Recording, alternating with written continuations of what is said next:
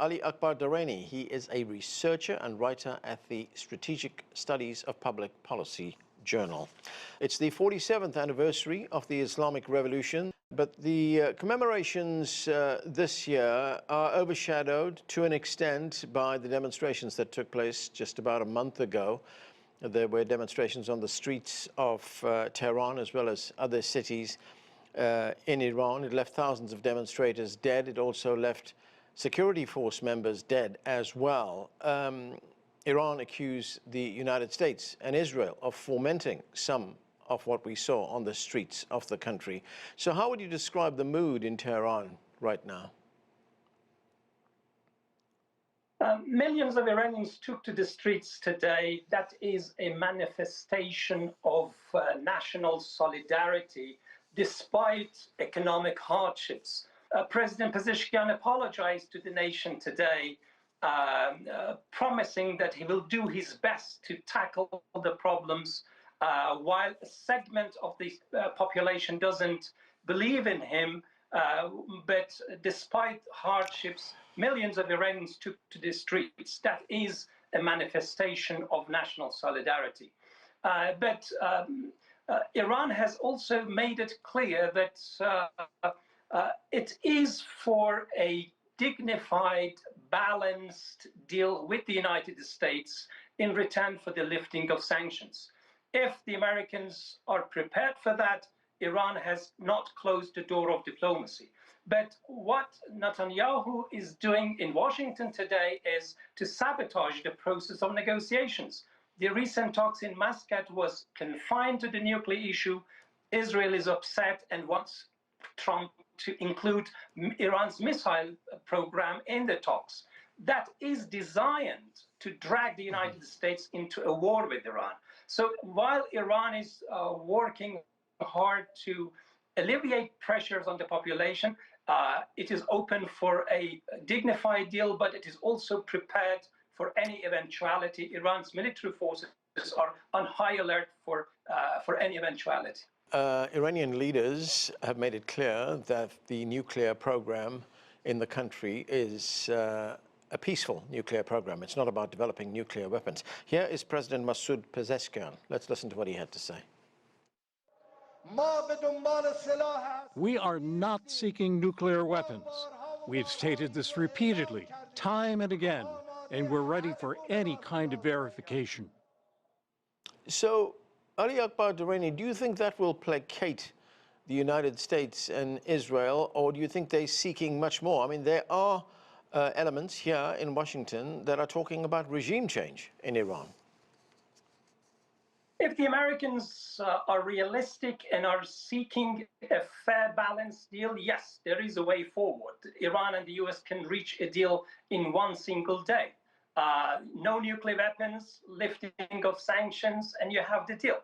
But if the Americans insist on unrealistic demands, such as missiles, no sane government will hand over its defensive power in a silver plate to its enemy. It's very obvious that Iran will not agree to that. And such demand is a coded message to drag the United States into a disastrous war with Iran. That's why Israel and Netanyahu are insisting on that, because they don't want a deal. They want US to attack Iran.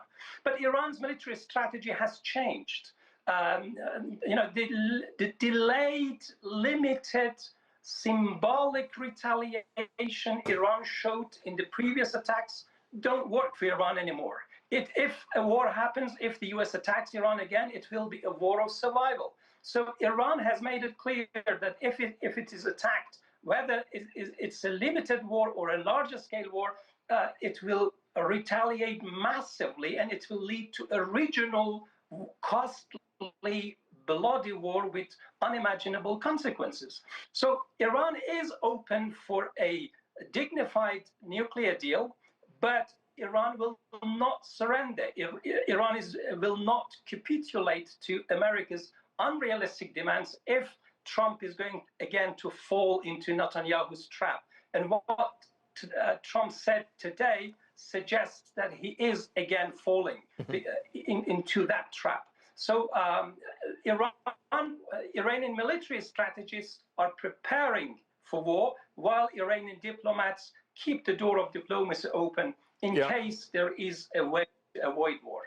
Okay, Ali Akbar Dareini, you say if there is an attack that there will be massive retaliation by Iran, but would Iran be prepared to take on a regional power, Israel, that is widely believed to have hundreds of nuclear missiles? The cost of capitulation, the cost of surrender is way more than war for Iran. So if Iran is going to be attacked this time, whether by the US first or Israel first or a combination of the two, it is a war of survival. And Iran will use all its power, all its capabilities to make sure that the Americans will get a bloody nose. Iran will suffer. But Iran is making big preparations for the possibility of war. But it is not seeking war. It is open for a dignified deal. But if Iran is attacked, there is no choice. Iran knows how to defend itself. Israel doesn't enjoy strategic depth. And Iran has already prepared plans how to respond to both Israel and the US. If Iran is attacked, Iran does not possess intercontinental ballistic missiles to hit the US mainland. So it will target America's military bases in the region. All American assets in the air, on land, and at sea will be legitimate targets. So Iran has made large preparations for the worst scenario, but it is hoping that diplomacy can prevent that. The big problem here is Netanyahu, who is actively seeking to draw the United States into a disastrous war.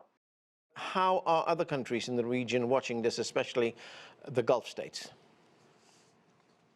All Arab states, Iran's neighbors, are extremely concerned about the possibility of a war because whether they like it or not, they are hosting American bases, and Iran will attack those bases, and it will be disastrous for the entire region. So they are talking to Iran, and they are talking to the United States and pressuring the United States not to listen to war criminal Netanyahu, not to seek Iran's capitulation, but go for a balanced deal. So they are supporting to avoid war.